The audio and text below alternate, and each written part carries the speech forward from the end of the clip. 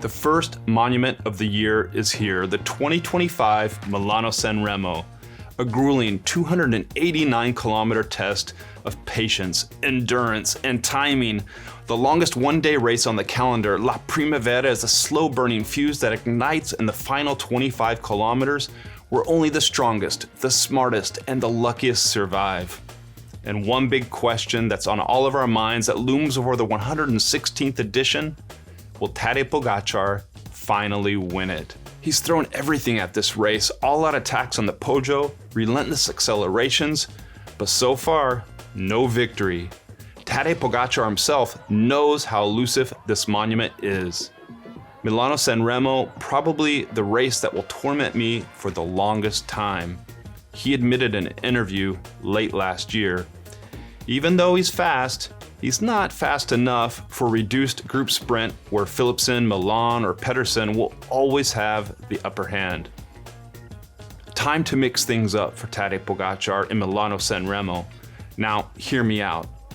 The Cipressa, this is the penultimate, the second last climb, running 5.6 kilometers long at an average of 4.1% gradient, sits just under 20 kilometers from the finish.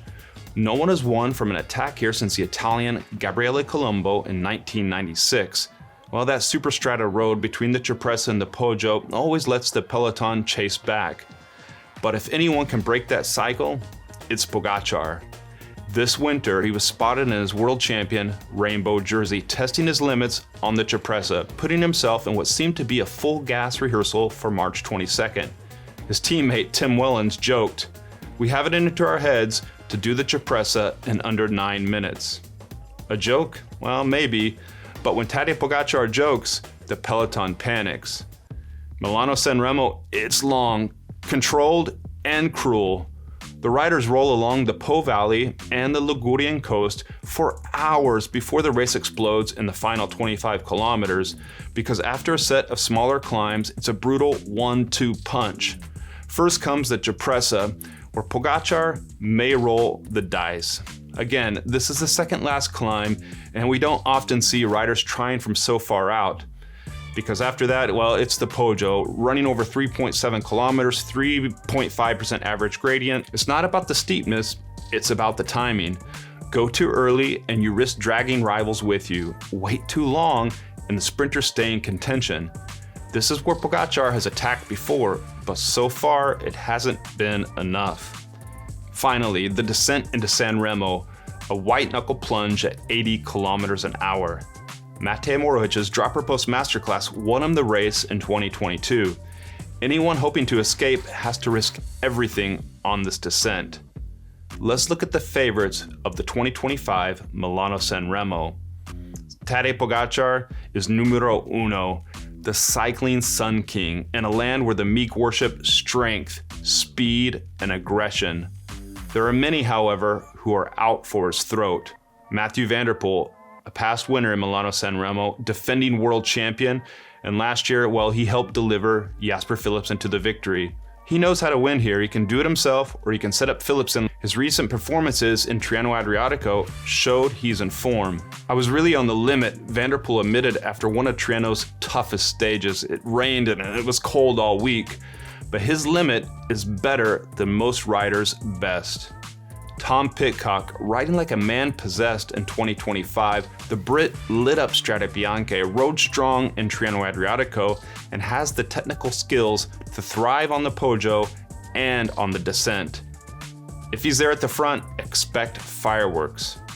Mads Pedersen, an absolute beast in Paris-Nice last week, where he took a stage win and the green jersey. He's a sprinter who can survive the Poggio, a dangerous combination. If the race stays together, he's one of the fastest men in the bunch. Jonathan Milan, Jasper Philipsen, Benim Grimet, and the fast finishers. If the sprinters survive, they'll be licking their lips. Last year, Philipsen won with the help of Van der Poel.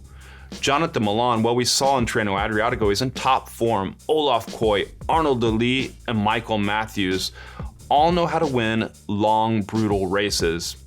And then there's Benim Grimet, who's been out for the birth of a second child, a rider who's already made history in Ghent-Wevelgem, the Giro d'Italia, and of course in 2024, the Tour de France.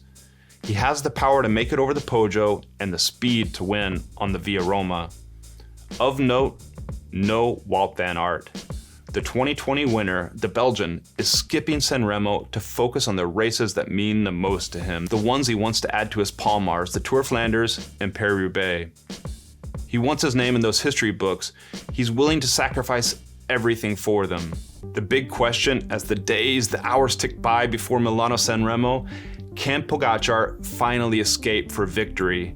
We know he'll try, but we also know that Milano-Sanremo is unforgiving. If he can't snap the elastic on the Cipressa or the Poggio, his chances of winning in a sprint against the likes of Philipsen or Milan, well, they're slim. If he does go long range and make it stick, we might witness one of the greatest rides in monument history. Milan-Sanremo 2025 is going to be a grueling street fight to the white line on the Via Roma. You can catch all the action live and on demand for our viewers in Canada, exclusive here on FloBikes. And don't forget, subscribe to our YouTube channel. Click that button right down below.